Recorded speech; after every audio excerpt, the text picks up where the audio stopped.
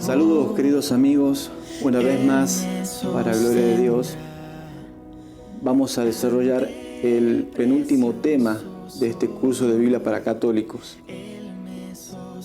En esta ocasión vamos a estudiar a la luz de la Escritura qué es el sacrificio de la misa. Vamos a ver si este ritual es bíblico o no. Vamos a ver cuál fue el verdadero mensaje dado por el Señor Jesús en la noche previa a su arresto. Entonces les recomiendo que estudien el tema anterior en el cual hablamos acerca del sacerdocio humano y del sacerdocio divino. Estamos analizando aquellas verdades que el cuerno pequeño tiró por tierra y pisoteó. Esta verdad, este tema que vamos a estudiar hoy, el sacrificio de la misa, la doctrina de la transustanciación, es un tema troncal en el catolicismo romano. Entonces te invito a participar de este tema y de los temas anteriores para entender la verdad en contexto. Esto, una vez más, es principio de vida.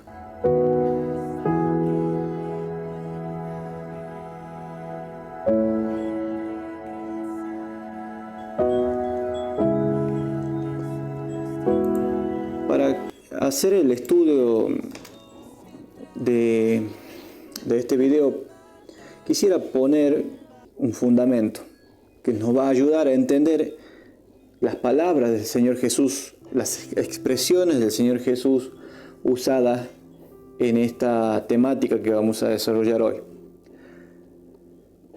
Vamos a leer en el libro de Mateo, el capítulo 5, el versículo 6. Dice lo siguiente. Capítulo 5, el versículo 6. Las bienaventuranzas, y una de ellas dice: bienaventurados los que tienen hambre y sed de justicia, porque ellos serán saciados. ¿A qué se refiere? ¿Y a quiénes le llama bienaventurados, felices, dichosos? A los que tienen hambre y sed de justicia, de comer y beber de la justicia de Jesucristo. La condición del ser humano caído es injusto, es impío. Pero el ser humano reivindicado por Cristo por medio de su sacrificio es una nueva persona que come y bebe de la justicia de Dios. Es importante tener en cuenta esta expresión para que podamos entender los textos que siguen a continuación. Por ejemplo, el Señor Jesús se encontró una vez con la samaritana en el pozo, y haciendo también uso de esta alegoría o de este lenguaje figurativo, le dirá lo siguiente. Dice en San Juan capítulo 4, el versículo 14, lo siguiente. Recuerden, es importante entender estos textos para poder entender el mensaje completo que vamos a estudiar en este video. San Juan capítulo 4, el versículo 14. Le dice el Señor Jesús, leamos por ejemplo del versículo 13. Primero el Señor Jesús se acerca y le pide agua, tiene un diálogo con la mujer samaritana. Luego el Señor le dice lo siguiente, el versículo 13, respondiendo Jesús díjole, cualquiera que bebiere de esta agua volverá a tener sed, hablando del agua del pozo. Versículo 14, mas el que bebiere del agua que yo le daré, para siempre no tendrá sed, mas el agua que yo le daré será en él una fuente de agua que salte para vida eterna. ¿Y qué es esa agua? Es la justicia de Cristo, la justificación de los pecados. Por eso dice, no volverá a tener sed jamás. Del agua del caño, el que bebiere va a volver a tener sed, pero de esta agua que yo le voy a dar, no tendrá sed jamás. Entonces, en estos pasajes vamos entendiendo el lenguaje figurado que tiene las Sagradas Escrituras. Por ejemplo, veamos un texto muy nombrado para esta temática que vamos a estudiar ahora, San Juan capítulo 6, el versículo 53.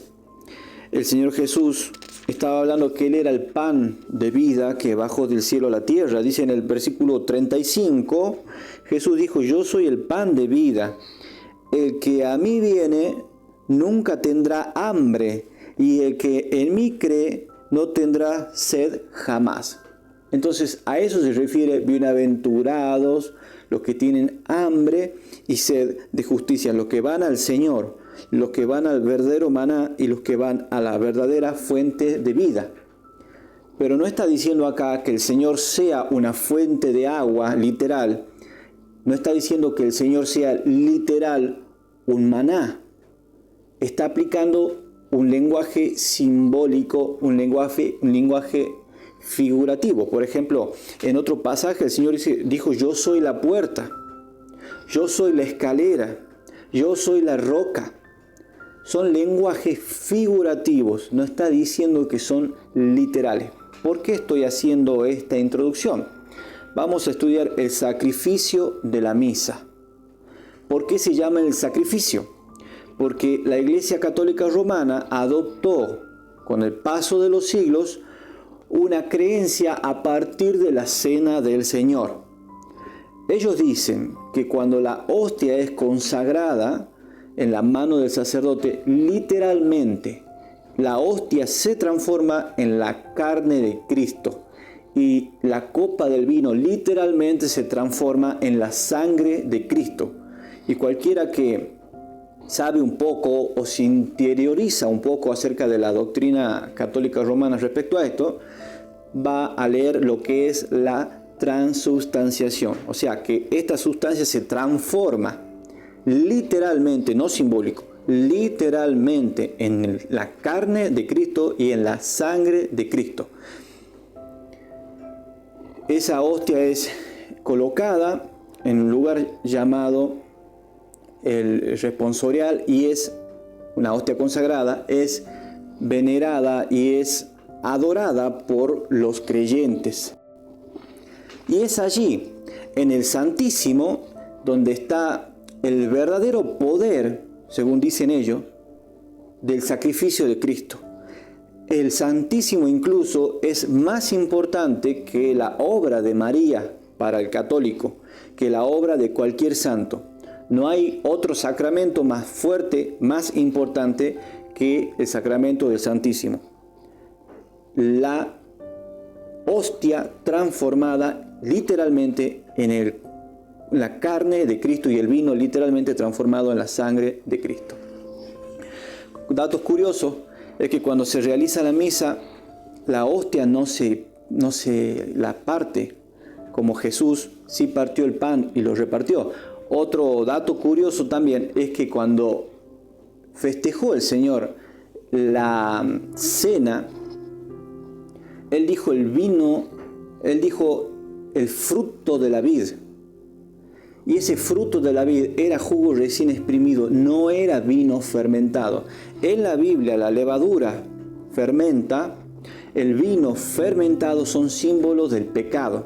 Entonces, los antiguos, cuando celebraban la Pascua del Señor, cuando comían el pan y bebían el fruto de la vid, jamás era fermentado porque era símbolo de pecado. Bien. Entonces, querido, vamos entendiendo el lenguaje que nos va explicando la palabra de Dios. Respecto a la misa, quiero que tengamos estas cosas en cuenta. En la Iglesia Católica, el término santísimo se refiere específicamente al Santísimo Sacramento del altar, que es la presencia real de Jesucristo en la Eucaristía bajo la especie del pan consagrado, la hostia y a veces del vino consagrado. Es considerado el centro de la fe católica, ya que representa el misterio de la presencia viva de Cristo entre los fieles. El Santísimo representa, por un lado, la Eucaristía, el sacramento en el que, según la enseñanza católica, el pan y el vino se convierten en el cuerpo y la sangre de Cristo durante la consagración en la misa. la adoración y la veneración. Fíjese que acá ya no le llaman veneración como se dice a los santos. Acá se llama adoración y veneración a la sangre, al vino y al pan. Cuando el Santísimo es expuesto en una custodia, un recipiente especial para la oración y contemplación, los fieles lo adoran en silencio con canto, oraciones como la adoración eucarística.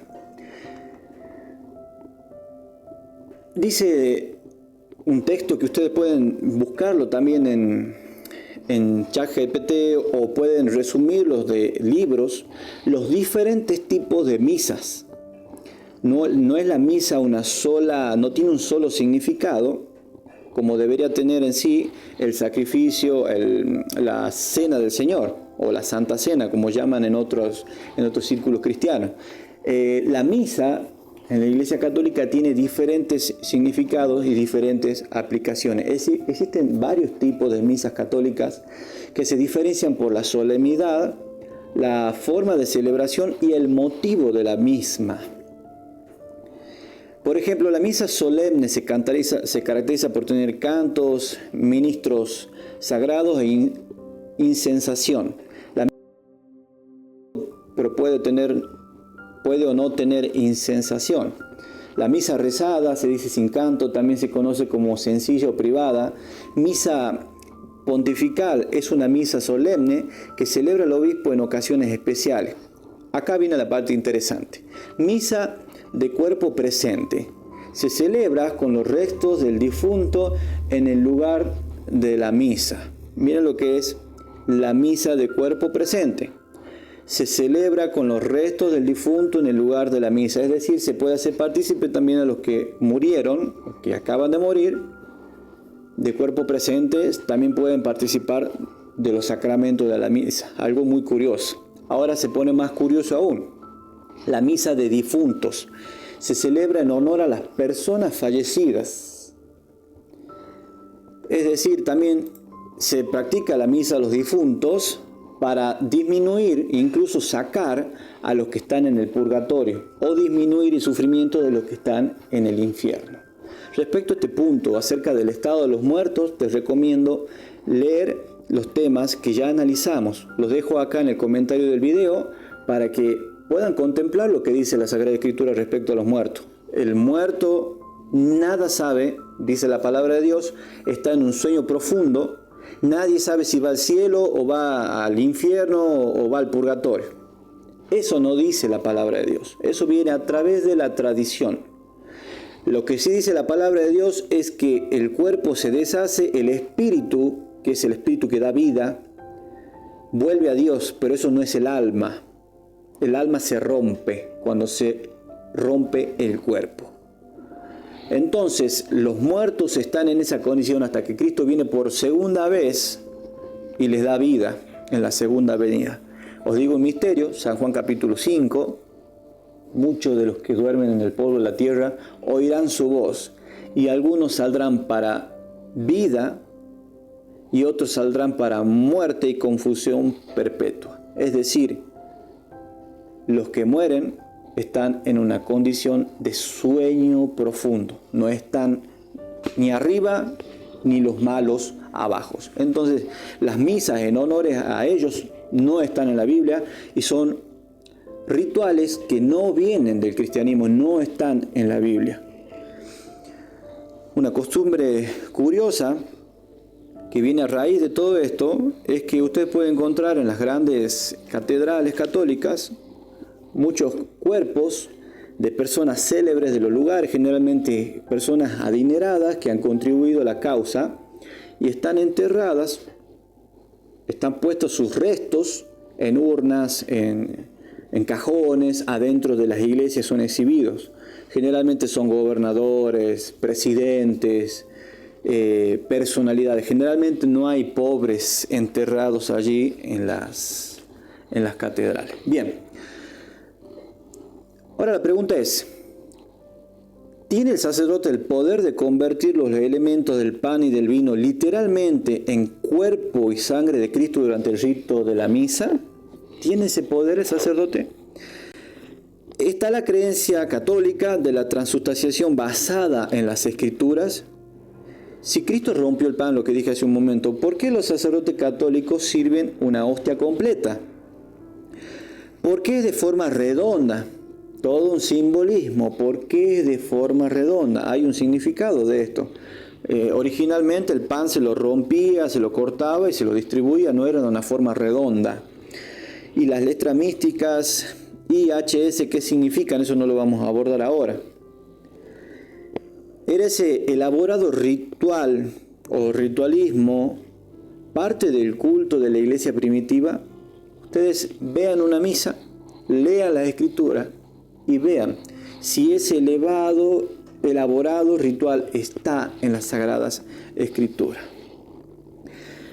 En la noche que el Señor Jesucristo fue traicionado, fue un día jueves, leemos que Jesús tomó el pan y bendijo y lo partió y dio a sus discípulos y dijo: tomad, comed, este es mi cuerpo. Y tomando el vaso y hechas las gracias, les dio diciendo: beber de él todos, porque esta es mi sangre del nuevo pacto, la cual es derramada por muchos para remisión de los pecados. Este pasaje es el usado para fundamentar la creencia de las misas. Pero vamos a hacer un análisis respecto a esto. Por ejemplo,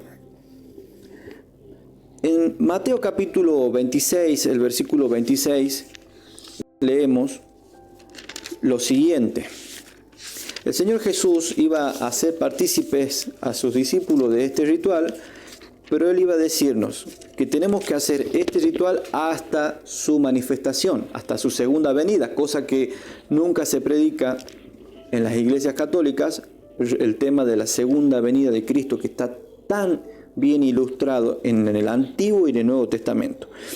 Dice, capítulo 26, el versículo 26 al 29, los versículos que mencioné hace un momento, que el Señor tomó el pan y lo bendijo, lo rompió y dio a sus discípulos: tomad, comed, este es mi cuerpo. Pregunta: si el Señor Jesús estaba allí presente y rompió el pan, nosotros debemos entender que literalmente ese pan que estaba dando Cristo era realmente su carne o era algo que representaba su sacrificio. ¿Qué dirían los discípulos, queridos? Jesús estaba ahí. No era su carne, su propia carne que se estaba rompiendo, o su propia sangre que estaba sirviendo en un vaso. Era jugo de la vid, un jugo no fermentado, dice del original griego. Era un símbolo, queridos. Nunca es literal. La doctrina de la transustanciación enseña que es literal. Y cuando la gente bebe la sangre, sigue teniendo gusto a vino. Y si bebe demasiado, se emborracha. Cuando la gente come la hostia, sigue teniendo el gusto de los componentes de la hostia, no tiene gusto a carne. Es un símbolo. Pero la teología católica enseña que es literal, que se transforma en la sangre y en la carne de Cristo.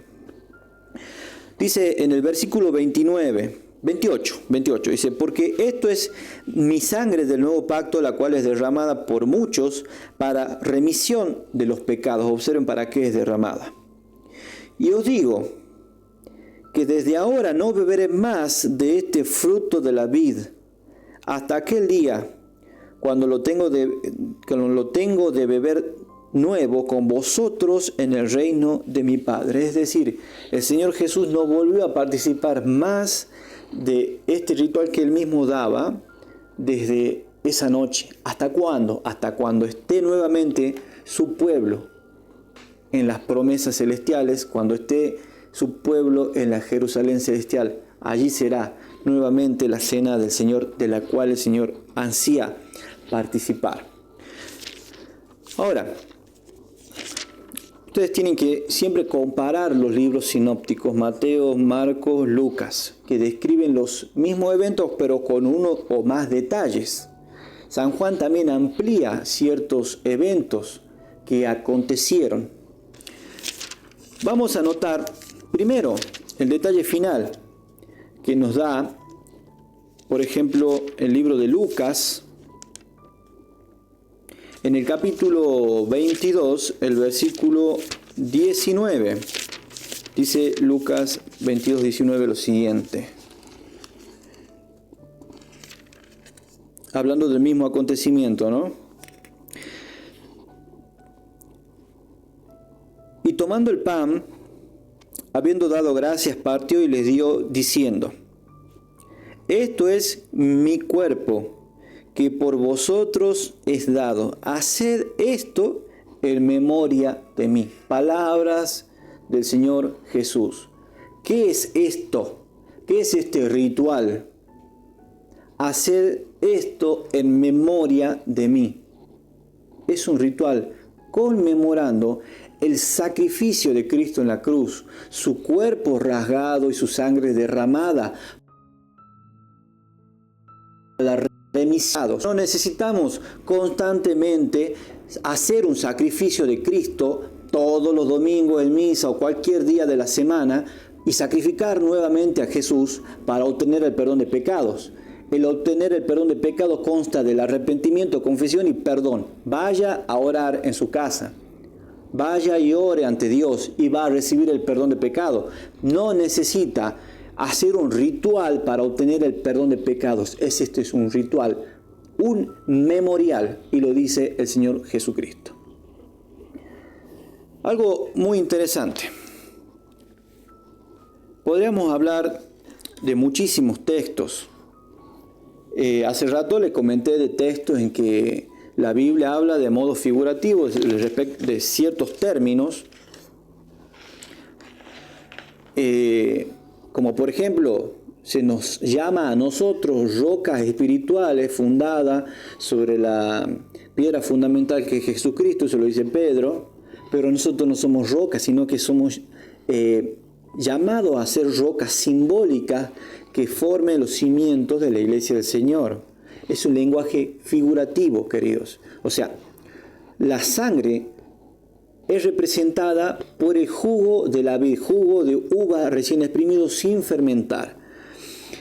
La carne de Cristo, lacerada y clavada en la cruz, es representado por el pan sin levadura, porque la levadura es símbolo del pecado. Es representado por el pan sin levadura, que por nosotros es partido. Entonces, cuando nosotros participamos, dice el apóstol Pablo, predicamos la segunda venida hasta la manifestación de Él. Ahora ustedes me podrán decir, ¿cómo considera el catolicismo romano a los que no participan del sacramento de la misa? Los considera perdidos. Los considera que van a parar al infierno o en su defecto al purgatorio. A pesar de esto, al católico se le exige que crea estrictamente que los elementos se convierten en realidad en el cuerpo y la sangre de Cristo. Si no aceptan este dogma, porque es un dogma, se les dice que se perderán eternamente.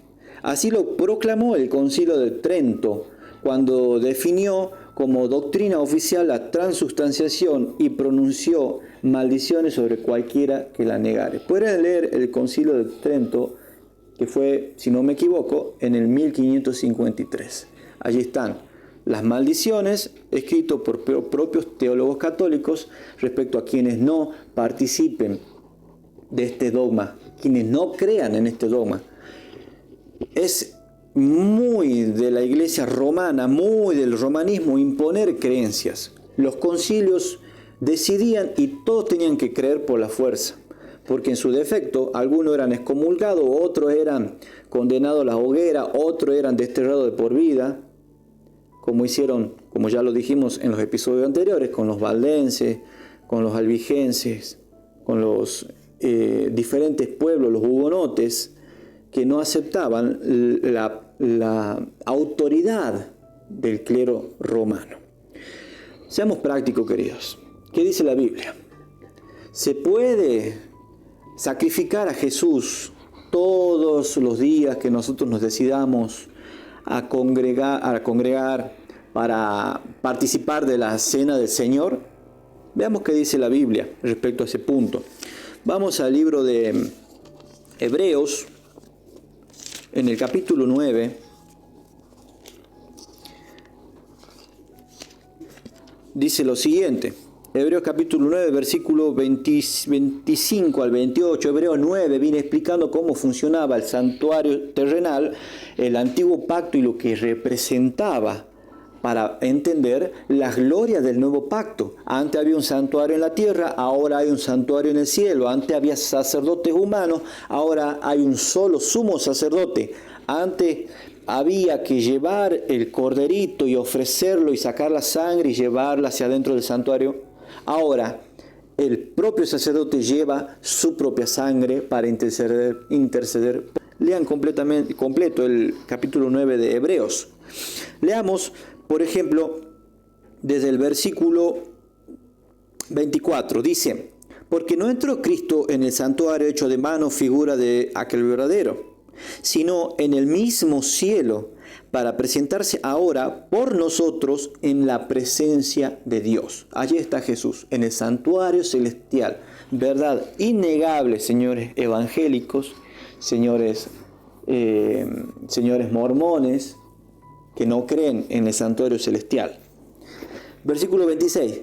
De otra manera, escuchen esto, de otra manera fuera necesario que hubiera padecido muchas veces desde el principio del mundo. O sea, es decir, cada vez que alguien pecaba, Cristo tendría que haber muerto una y otra vez y otra vez. Pero no es así. De otra manera, sería necesario que hubiese padecido muchas veces desde el principio del mundo. Mas ahora, una vez, ¿cuántas veces fue ofrecido Cristo como sacrificio? Una vez, en la consumación de los siglos, para deshacimiento del pecado, se presentó por el sacrificio de sí mismo. Y de la manera que está establecido a los hombres que mueran una vez y después de esto el juicio. Así como los hombres mueren una vez y después de esto viene el juicio, así también Cristo fue ofrecido ahora una vez, una sola vez. ¿Cómo es eso? Que cada misa, que cada celebración de la misa, Cristo es nuevamente sacrificado por medio de la doctrina de la transustanciación. ¿Es esto bíblico? Miren el versículo 28. Así también Cristo fue ofrecido una vez para agotar los pecados de muchos, y la segunda vez sin pecado será visto de los que le esperan para salvación. Una sola vez. La Biblia dice una sola vez. Dice el versículo 14, porque con una sola ofrenda hizo perfectos para siempre a los santificados. Queridos, Cristo fue ofrecido, Él es el Cordero de Dios que quitó el pecado del mundo. Él fue clavado en el madero y llevó nuestros pecados. Ahora usted, cuando cree y confiesa con su boca y acepta a Cristo como su Salvador, el sacrificio de Cristo es hecho efectivo por todos sus pecados. No hay nuevo sacrificio de Cristo en la Biblia. Eso no es bíblico. Eso viene de las tradiciones paganas. Eso viene de la tradición, no viene de la Biblia. En este punto que vamos a ir analizando ahora, para ampliar estos puntos que venimos examinando, vamos a leer 1 Corintios capítulo 5, el versículo 6 en adelante. Vamos a ver un poquito más acerca del lenguaje figurativo que posee la Biblia para ilustrarnos las verdades. Dice en el 1 Corintios capítulo 5, el versículo 6. ¿No es vuestra jactancia? ¿No es buena vuestra jactancia? ¿No sabéis que un poco de levadura leuda toda la masa? Limpiad pues la vieja levadura para que seáis nueva masa, como sois sin levadura. Está hablando de que no tengamos esos pecados acariciados desde el viejo hombre, porque un poco de levadura leuda toda la masa. Fíjense cómo se utilizan las cosas típicas, cotidianas de las personas para que el Señor nos llegue a explicar verdades espirituales. Limpiad pues de la vieja levadura para que seáis nueva masa, como sois sin levadura. Ahora escuchen esto, porque vuestra Pascua, que es Cristo, fue sacrificada por nosotros. Cristo ya fue sacrificado por nosotros.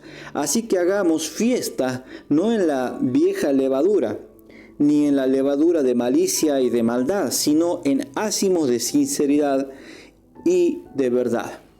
Acá se nos establece un paralelismo, queridos, que no lo vamos a analizar ahora. Debemos estudiar el ritual del Antiguo Testamento, el ritual de las Pascuas, para poder entender en profundidad el ritual de la Santa Cena. El Cordero Pascual simbolizaba la liberación de los esclavos de Egipto.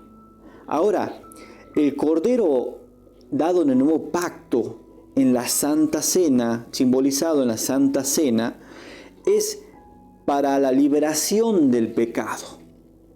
O sea, el Cordero Pascual simbolizaba la liberación de la esclavitud de Israel que estaba en Egipto. Ahora, la Santa Cena simboliza la liberación del pecado a raíz del sacrificio de Cristo en la cruz. Hay un detalle muy importante que no es tenido en cuenta en los rituales de las misas. Antes de participar de la Cena del Señor, había que limpiar el alma, limpiar el corazón, limpiar la conciencia para ser digno de poder participar de ella. De tal manera que el apóstol Pablo dice que el que participe indignamente de la Cena del Señor come juicio para sí mismo. Y muchos se han enfermado y otros han muerto. Eso lo dice el apóstol Pablo. Los que participan indignamente, es decir, cuando yo voy a participar de la Santa Cena, tengo que hacer un análisis de cuentas con el Señor Jesús, ponerme a cuenta, es como un nuevo bautismo, es como renovar los votos del bautismo, buscar enmendar todo lo que esté de mi parte, los problemas que yo tenga con el prójimo, y recién participar de la Cena del Señor. Bien. Ahora vamos a unir otra pieza del rompecabezas de esa noche, de la noche de la Cena del Señor. Esta parte es omitida en los rituales de la Iglesia Católica Romana cuando realizan la misa. En San Juan capítulo 13 nos dice lo siguiente: antes de la fiesta de la Pascua, sabiendo Jesús que su hora había venido para que pasase de este mundo al Padre, como había amado a los suyos que estaban en el mundo, los amó hasta el fin. O sea, lo que vamos a leer ahora fue justamente antes de la Pascua del Señor. Y Él nos da un mensaje hermoso. Jesús ya sabía que se acercaba su hora, era ese jueves a la noche en que iba a ser entregado. Pero también nos dice algo muy importante. Se entregaba porque había amado a los suyos y los amó hasta el fin. Entonces, dice el versículo 3, dice: sabiendo Jesús que el Padre le había dado todas las cosas en las manos y que había salido de Dios y a Dios iba, levantase de la cena y quitase su ropa y tomando una toalla se ciñó. Luego puso agua en un lebrillo y comenzó a lavar los pies de los discípulos y a limpiarlos con la toalla con la que estaba ceñido. Entonces comenzó el Señor Jesús, el Maestro, se transformó en siervo de todos, comenzó a limpiarle los pies. Y Pedro no quería que le limpie. Y el Señor le dijo: si yo no te limpio, no tendrás parte conmigo. Ahora dice el versículo 14 y 15. Pues si yo, el Señor y el Maestro, he lavado vuestros pies, vosotros debéis lavar los pies de los unos de los otros, porque ejemplo os he dado para que como yo he hecho, vosotros también hagáis. Entonces el Maestro, el Señor, el Dios hecho carne, Él se puso una toalla y comenzó a lavar los pies de los discípulos. Acá el Señor nos está enseñando un gran ritual, el rito de la humildad. Esto sirve para bajar los ánimos, los humos a más de uno dentro de la iglesia. No existe uno que está entronado arriba como una super figura y los demás son cualquier cosa. El Señor Jesús dijo: si alguno quiere ser algo entre vosotros sea siervo, sirviente de todos. Ahora el maestro nos da ese ejemplo. Él se puso la toalla y él se puso a lavar los pies de sus hijos, de sus siervos. Ese es el rito de la humildad, el cual omiten en la mesa, en la misa de la Iglesia Católica Romana. Vamos a ir cerrando el tema, queridos. Nosotros en el nuevo pacto no debemos hacer sacrificios para el Señor. Sacrificios de acciones, sacrificios de laceraciones como se hacía en la Edad Media, que se pegaban con látigos para expiación de los pecados. Nosotros debemos presentarnos con frutos espirituales al Señor. El Señor no dice, yo no sacrificio no quiero. ¿Qué es lo que quiere el Señor de mí? Leamos, vamos a ver lo que dice en el libro de Isaías. ¿Por qué hablo de este tema del sacrificio? Porque los hermanos católicos, muchos sacerdotes, creen que tienen que sacrificar todos los domingos en la misa para poder obtener el perdón de pecado. Muchas personas creen que la palabra sacrificio es hacer una obra de dolor que de alguna manera, por fe, a Dios le agrada y te cumple tu deseo.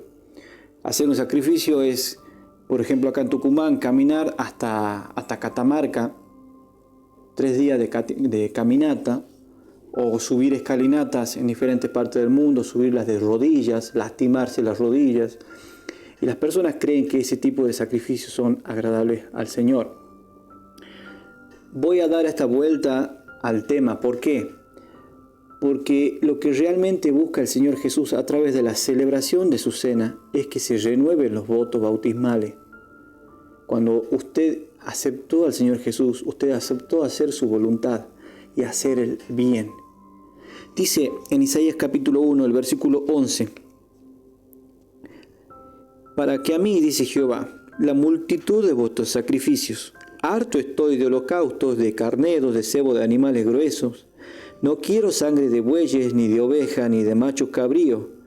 ¿Quién demandó esto de vuestras manos cuando viniese a mi presencia delante de mí para hollar mis atrios?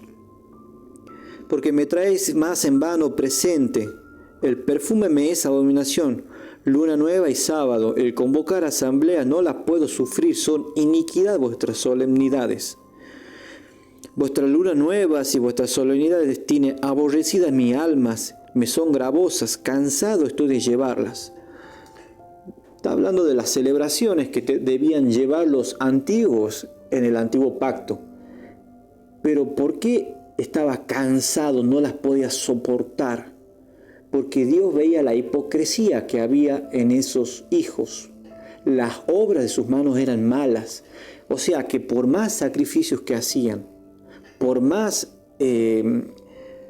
religiosos que aparentaban ser y detallistas, las obras de sus corazones estaban mal y eso desagradaban al Señor. Y tiene que ver con el espíritu con el cual nosotros vamos a participar de los ritos que simbolizan el sacrificio del Señor.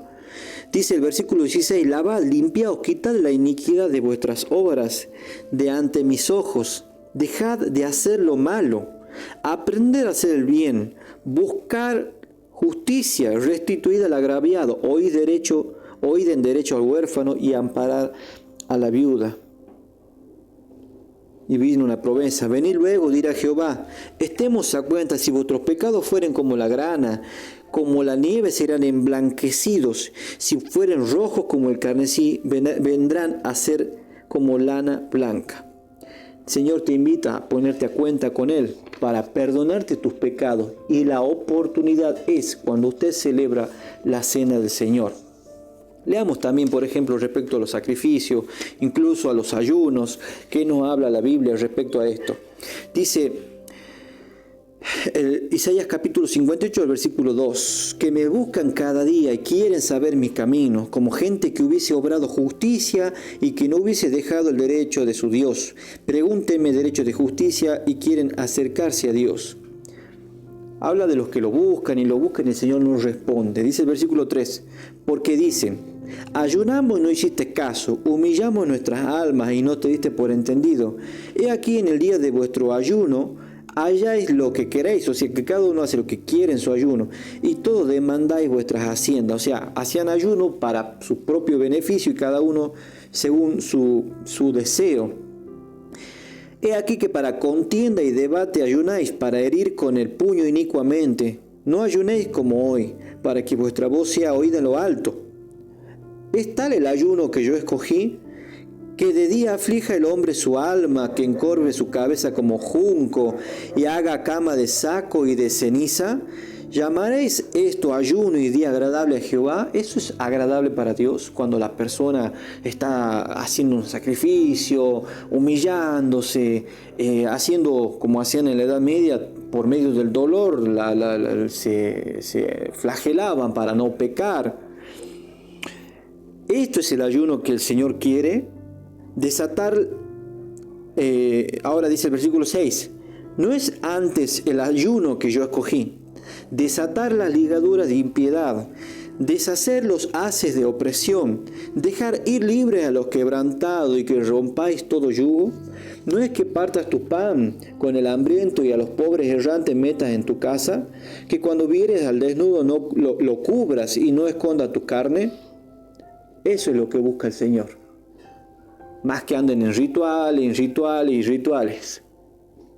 figurando en las iglesias, pareciendo buena gente. Eso no le agrada al Señor. Al Señor le agrada que primero hagas la obra de bien. Busca estar bien con tu hermano, no odiando, no calumniando, no solamente de boca, sino en el corazón. El Señor busca que hagamos obra de bien. Porque dice el versículo 8, entonces nacerá tu luz como el alba, y tu salvación se dejará ver pronto, e irá tu justicia delante de ti, y la gloria de Jehová será tu retaguardia. Entonces invocarás y oirarte a Jehová, clamarás y dirá a él, heme aquí. Si quitares de en medio de ti el yugo, el extender el dedo y hablar vanidad. Eso es lo que busca el Señor, ese es el verdadero sacrificio. Ahora, vamos a ir cerrando el tema y dándole forma a esto. Por ejemplo, escuché al padre Luis Toro decir que la Iglesia Católica es la única que tiene el derecho de tener sacerdocio humano, porque el sacerdote está para ofrecer un sacrificio, y ese sacrificio es el sacrificio de la misa. Y ese derecho no lo tienen los evangélicos porque ese poder fue dado a través de la sucesión desde Pedro, ininterrumpido a través del papado. Ya hemos analizado que ni la sucesión existía, ni Pedro era papa, ni Pedro era la roca fundamental. La roca era Cristo. Y el sacrificio ya fue dado. Y quien ofrece, como vimos en Hebreos, con su propia sangre penetró los cielos, es Cristo Jesús.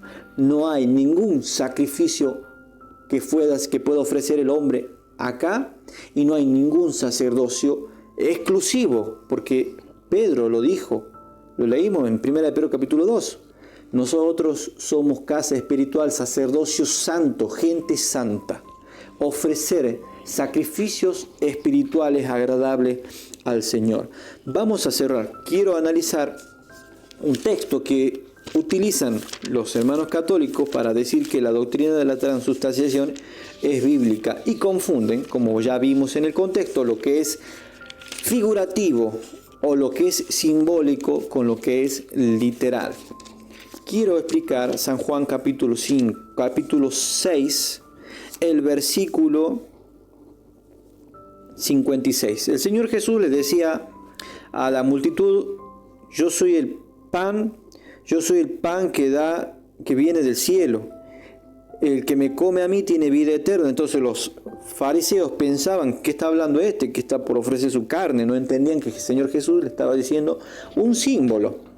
Ustedes pueden leerlo a todo el pasaje completo. Dice el versículo 51, San Juan capítulo 6, versículo 51. Yo soy el pan vivo que he descendido del cielo. Si alguno comiera este pan, vivirá para siempre. Y el pan que yo daré Fíjese, es mi carne. El pan que yo daré es mi carne, la cual yo daré por la vida del mundo. ¿Cuántas veces lo dio? Una vez. Yo la daré por la vida del mundo, para perdón de pecados, una vez y para siempre. Él es el pan vivo. Dice el versículo 53, leamos. 52, interesante, ahí está. Entonces los judíos contendían entre sí diciendo, ¿cómo puede éste darnos su carne a comer?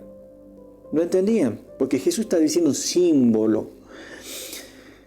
Y Jesús le dijo, de cierto os digo, si no comieres la carne del Hijo del Hombre y bebieres su sangre, no tendréis vida en vosotros. ¿Qué significa eso? Comer y beber la sangre y tener vida en él. También el Señor Jesús le dijo a Nicodemo, si no nacieres de nuevo, no tendrás parte en el reino de los cielos. Eso es literal, porque Nicodemo le dice, ¿cómo un hombre puede meterse de nuevo? Y tú siendo maestro de Israel, ¿no entiendes esto? El que es nacido de la carne y de la sangre no puede heredar el reino de los cielos. Estaba hablando de un nacimiento espiritual, un símbolo. Acá está utilizando el mismo lenguaje.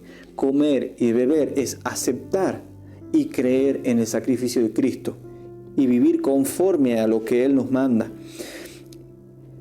Dice el versículo 54, el que come mi carne y bebe mi sangre tiene vida eterna, y yo le resucitaré en el día postrero. Fíjense, ¿no? Ya asegurado, la persona muere, asegurado digo en el hecho de que aceptó al Señor Jesús, la persona muere, y dice, y yo le resucitaré en el día postrero. ¿Cómo es eso que hay que andar ofreciendo misas por los muertos? Si el Señor Jesús ya prometió, yo les resucitaré en el día postrero. Dice en el versículo 55, porque mi carne es verdadera comida y mi sangre es verdadera bebida. Era como le dijo a la mujer samaritana, si tú bebes de esta agua volverás a tener sed. Lo mismo que si usted come carne, come pan, va a volver a tener hambre. Pero de esta no va a volver a tener más hambre ni va a volver a tener más sed. ¿Por qué? Porque se acepta por fe, se confiesa para salvación. Es aceptar al Señor Jesús. Este versículo, el que come mi sangre y bebe el que come mi carne y bebe mi sangre, y en mí permanece, yo en él. ¿Qué quiere decir eso? En mí permanece. Y aquí vamos a ir cerrando el tema. ¿Qué es permanecer en el Señor Jesús? Cuando uno acepta el sacrificio de Cristo, debe permanecer y vivir como Él nos mandó. No existe tal cosa, como enseñan los evangélicos, que una vez salvo, para siempre salvo. No importa lo que hagas, total ya sos salvo. Ama mucho y peca fuerte. Eso es un dicho muy corriente. Dice en 1 de Juan capítulo 3, el versículo 24, ¿qué significa permanecer en el Señor? Dice 3:24, y el que guarda mis mandamientos está en Él y Él en Él. Y en esto sabemos que Él permanece en nosotros por el Espíritu que nos ha dado. Participar de esa carne y participar de esa sangre es todos los días, es constantemente orando, buscando al Señor, abriendo su palabra. De esa manera permanecemos en Él cuando obedecemos y guardamos sus mandamientos. Termino. Dice en el capítulo 2, el versículo 1, hijos míos, estas cosas os escribo para que no pequéis. Y si alguno hubiere pecado, abogado tenemos para con el Padre a Jesucristo es justo.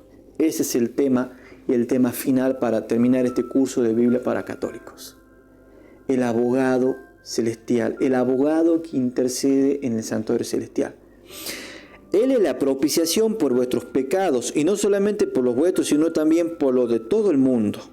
Él es la verdadera propiciación, no una hostia que se moja en vino fermentado cada vez que se hace una misa. ¿Y cómo se sabe que uno permanece en Él? Y en esto sabemos que nosotros le hemos conocido, si guardamos su mandamiento, lo mismo que leímos hace un instante. El que dice yo le he conocido y no guarda sus mandamientos, el tal es mentiroso y no hay verdad en él. Mas el que guarda su palabra, La caridad de Dios está verdaderamente perfecta en Él, porque esto sabemos que estamos en Él.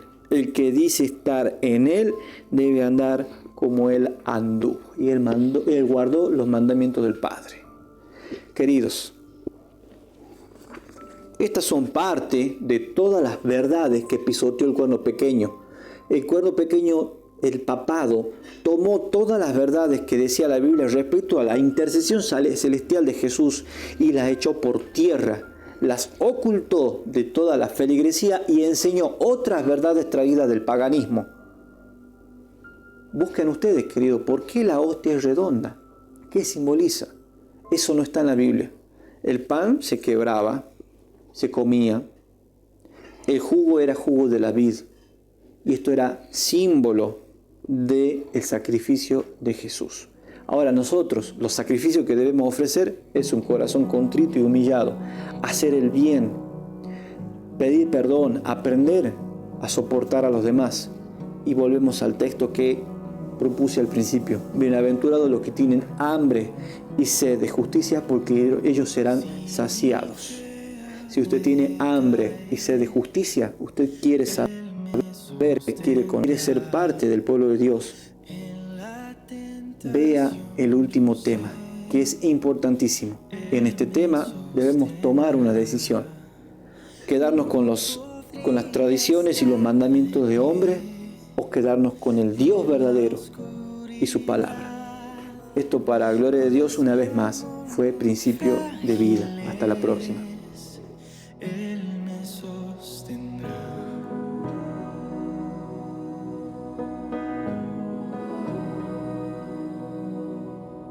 Él se goza en quien salvó.